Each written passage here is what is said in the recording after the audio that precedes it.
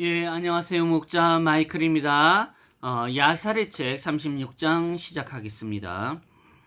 36장 에돔 사람들의 힘이 커짐. 야곱이 베델에 거주함.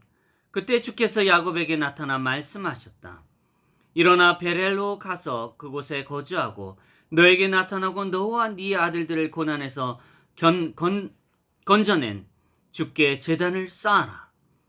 야곱이 그의 아들들과 그에 속한 모든 자와 함께 일어나 그들이 주의 말씀을 따라가서 베델에 이르렀다. 야곱이 베델로 올라갔을 때 그가 99세였다. 야곱과 그의 아들들과 그와 함께 있던 자들이 루스의 베델에 머물렀다. 그가 그곳에서 그에게 나타난 주께 제단을 쌓았다. 야곱과 그의 아들들이 베델에 6개월 동안 머물렀다. 그때 야곱과 함께 있던 리브가의 유모 우스의 딸 드보라가 죽었다. 야곱이 그 여자를 베델 아래 그곳에서 있던 상수리 나무 아래에 묻었다. 리브가가 죽음. 그때 야곱의 어머니 부두엘의 딸 리브가도 헤브론 즉 기라랏 르바에서 죽었다. 그 여자가 아브라함의 헷 자손에게서 산 막벨라 구란에서 장사되었다. 리브가가 133세를 살고 죽었다. 야곱이 그의 어머니 리브가가 죽었다는 소식을 듣고 그의 어머니를 위하여 슬피 울고 그 여자를 위하여 크게 애통했다. 그 여자의 유모 드보라가 상수리 나무 아래 있었으므로 그가 그곳을 알론 바굿이라 불렀다. 라반의 죽음.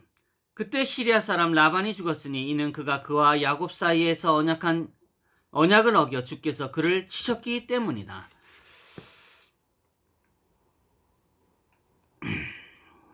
참 주님 앞에서는 절대 언약을 함부로 해서도 안 되지만 또 말해서도 안 되지만 그들의 민족이긴 하나 그들 스스로가 언약을 어겼을 때는 주님께서 이렇게 심판을 하십니다. 이제는 우리도 믿음 속에서 살아가는 사람이기에 지켜야 될 것은 분명히 지켜나가야 됩니다. 물론 참 지키기가 매우 어려운 부분도 없지 않아 있습니다. 그 부분은 예수님께서도 말씀하셨어요. 특히 이 성적인 거는 매우 지키기 어렵다 하는 부분을 말씀하셨습니다. 그러나 인내하고 굳게 해야 된다고 말씀하셨죠. 예, 그런 부분도 인내하시라고 말씀하셨습니다. 하나님이 야곱을 이스라엘이라 부르심. 야곱이 100세 때에 주께서 야곱에게 나타나 그를 축복하시고 그의 이름을 이스라엘이라 부르셨다. 그때 야곱의 아내 라헬이 임신했다. 그때 야곱과 그에 속한 모든 자가 베델에서 떠나 그의 아버지의 집 헤브론으로 갔다. 라헬이 베냐민을 낳고 죽음. 그들이 길을 가는 동안에 에브랏에 조금 못 미친 곳에 라헬이 아들을 낳았는데 그 여자가 난산으로 죽었다. 야곱이 그 여자를 에브랏 즉 베들레헴으로 가는 길에 장사했다. 그가 그 여자의 무덤 위에 기둥을 세웠는데 그것이 오늘날까지 그곳에 있다. 라헬이 45세를 살고 죽었다. 야곱이 라헬을 낳은 그의 아들 이름을 베냐민이라고 불렀으니 이는 그 아들이 그 땅에서 오른편에 태어났기 때문이다. 야곱이 베냐민을 굉장히 사랑했던 걸로 제가 알고 있습니다. 그래서 베냐민 또한 이 형제들에게 조금 이렇게 따돌림을 받았던 걸로 알고 있는데 참 그로 인해서 야곱이 매우 실패했던 걸로 알고 있어요. 누구 하나 자식들 이렇게 보면은 누구 하나 특별히 사랑하는 자식이 있습니다. 저도 그렇고. 그러나 되도록이면 공평하게 사랑을 나눠주려고 애쓰고 있죠. 그 책임은 또 큰형이 더 책임이 큽니다. 그 다음 작은 형 이런 식으로. 어떻든 르우벤이 아버지의 침상을 더럽혀 장자권을 잃어버림. 라헬이 죽은 후에 야곱이 그 여자의 시녀 비라의 장막 안에 그의 장막을 쳤다. 르우벤이 이 일로 인하여 그의 어머니 레아를 위하여 시기하였다. 그가 몹시 화가 났고 그가 분노 가운데 일어나 가서 빌하의 장막에 들어가 그가 그곳에서 그의 아버지 침상을 치워버렸다. 그때 르우벤의 아들로부터 장자의 분깃과 왕의 직분과 제사장의 직분을 제하여 줬으니 이는 그가 그의 아버지의 침상을 더럽혔기 때문이다. 그 장자권이 요셉에게 주어졌고 왕의 직분이 유다에게, 제사장의 직분이 레위에게 주어졌으니 이는 르우벤이 그의 아버지의 침상을 부정하게 했기 때문이다. 참 아들 입장에서 보면은 참 좀 보기가 그렇지만 아버지 하나님의 뜻이 우선합니다. 그리고 다 뜻이 있는 거예요. 네. 그리고 일단은 어떻든 지켜야 할 부분은 지켜야죠. 그러나 저는 그 상황을 조금 이해는 하지만 그렇게 폭력적으로 해서는 안 된다. 예, 그렇게 행동을 함부로 해서는 안 된다는 것을 우리가 배워야 돼요. 예, 어떤 일이 있어도 참을 수 없는 일들이 많죠. 예, 저도 장담하긴 힘듭니다. 예, 어떻게 돌변할지 모르기 때문에 그 감정이 폭발하고 나면은 너무너무 진짜 죽을 심정으로 사람이 행동하게 되죠. 아마 그렇게 했기 때문에 좀 문제가 되지 않았을까 하는 생각을 해봅니다. 어쨌든 모든 행동은 정말 신중하게 해야 됩니다. 특히 주님 앞에서 주님 일에, 주님 뜻에 우리가 기다려야 돼요. 예, 기다리는 게 좋습니다. 예, 인내하면서 기다려야 돼. 참하게. 예, 폭력적으로 돌변해서는 안 돼요. 너무 이렇게 우발적으로 돌변해서도 안 됩니다. 그건 저도 그렇고 우리 친구분들에게도 필요한 것입니다. 야곱의 아들들, 이들이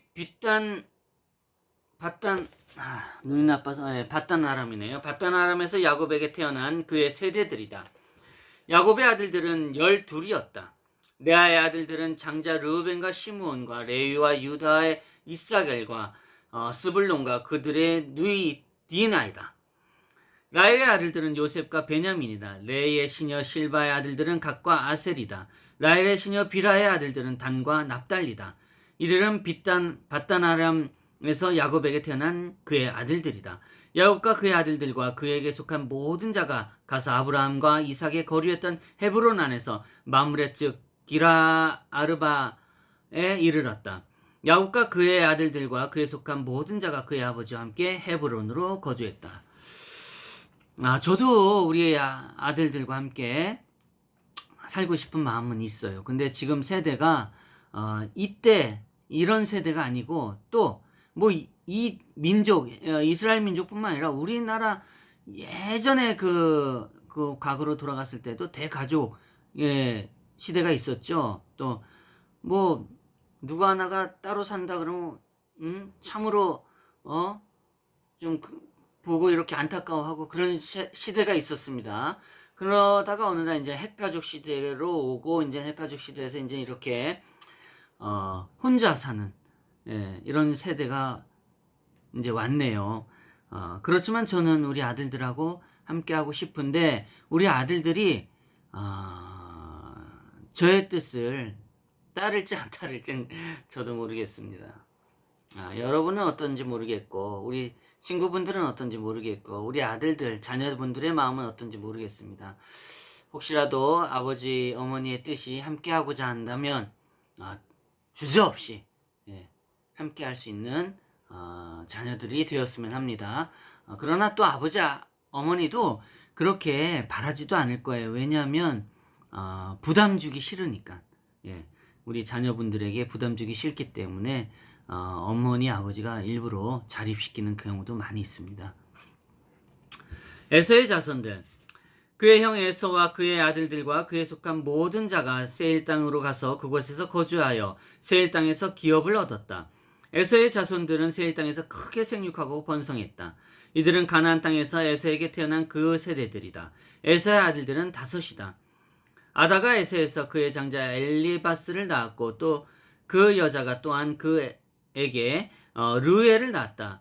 아홀리바마는 그에게 여우스와 아알람과 고라를 낳았다. 이들은 가나안 땅에서 에서에게 태어난 그의 자녀들이다. 에서의 아들 엘리바스의 아들은 대만과 오말과 스보와 가담과 그나스와 아멜렉이다. 르웨의 아들들은 나핫과 스락과 사마 미사다. 여우스의 아들들은 딥나와 알바와 여댓과 야알람의 아들들은 알리와 비늘과 그나스다. 고라의 아들들은 대만과 밉살과 막디엘과 예람이다. 이들은 세일 땅에서 그들의 군주의 신분으로 따서 에서의 아들들의 가족들이다. 이제는 자손들 이야기가 쭉 나옵니다. 그냥 읽고 마치도록 하겠습니다. 세일의 자손들. 세일의 땅 주민들, 호르 사람 세일의 아들들의 이름은 로단과 소발과 시몬과 아나와 디산과 에셀과 다손으로 7아들이다. 로단의 자녀들은 호리와 헤만과 그들의 누이 딥나이다.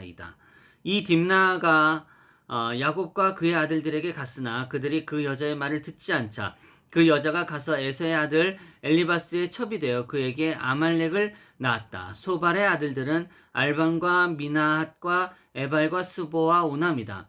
시브온의 아들들은 이야와 아나이다. 이 아나는 그가 그의 아버지 시브온의 나귀들을 먹일 때 광야에서 여밈을 발견한 자이다.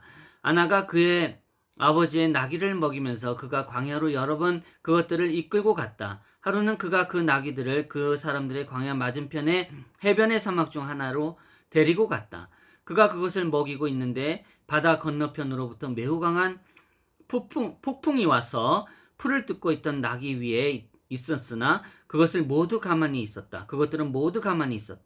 그 외에 약 120마리의 크고 두려운 동물들이 바다 건너편 광야로부터 와서 그들을 모두가 나귀들이 있는 곳으로 이르러 그곳에서 자리를 잡았다. 그 외에 약 120마리의 크고 두려운 동물들이 바다 건너편 광야로부터 와서 그것들 모두가 나귀가 있는 곳에 이르러 그곳에 자리를 잡았다. 동물들도 이렇게 이동하면서 이런 이야기가 있네요. 저도 좀 처음 듣는 이야기입니다. 아무튼 동물들도 이동해서 이렇게 자리를 잡았네요. 다 주님의 뜻이 있는 겁니다. 그 동물들 가운데에서 아래로는 사람의 자손 모양이 있었고 이게 사람의 자손 모양이라고 얘기한 겁니까? 원숭이나 유인원 쪽인 것 같아요. 가운데에서는 위로 어떤 것은 곰의 형상을 가졌고 어떤 것은 키파스의 형상을 가졌으며 여기서 키파스가 저는 모르겠지만 나중에 한번 알아보겠습니다. 그것들 뒤쪽에는 어깨 사이로부터 땅에 이르는 꼬리가 있었는데 두치팥의 꼬리와 같았다. 이 동물들이 와서 그 나귀 위에 올라타고 그것들을 이끌고 갔는데 그것들이 오늘날까지 돌아오지 않았다. 이 동물들 중 하나가 아나에게 가까이 가서 그것의 꼬리를 그를 치고 그 장소에서 달아났다. 그가 그 일을 보고 자기 생명을 잃을까 몹시 두려워하여 그가 달아나 그 성읍으로 도망하였다. 그가 그의 아들들과 형제들에게 그에게 일어난 모든 일을 말하자 많은 사람으로부터 나귀들을 찾으러 갔으나 그것들을 찾을 수가 없었다. 그날 이후 아나와 그의 형제들이 더 이상 그곳에 가지 않았으니 이는 그들의 생명을 잃을까 크게 두려워했기 때문이다. 세일의 아들 아나의 자손들은 다손과 디손과 그의 누이 아올리바이다. 등에 어쩐지 어둡다 보니까 등이 하나 꺼졌네요. 예. 에셀의 자녀들은 바란과 사반과 아간이다. 자손의 자녀들은 우스와 아란이다. 이들은 세일 땅에서 그들의 군주의 신분에 따라 호르 사람 세일의 자녀들이 가족들이다. 호르 사람 세일의 자녀들의 가족들이다.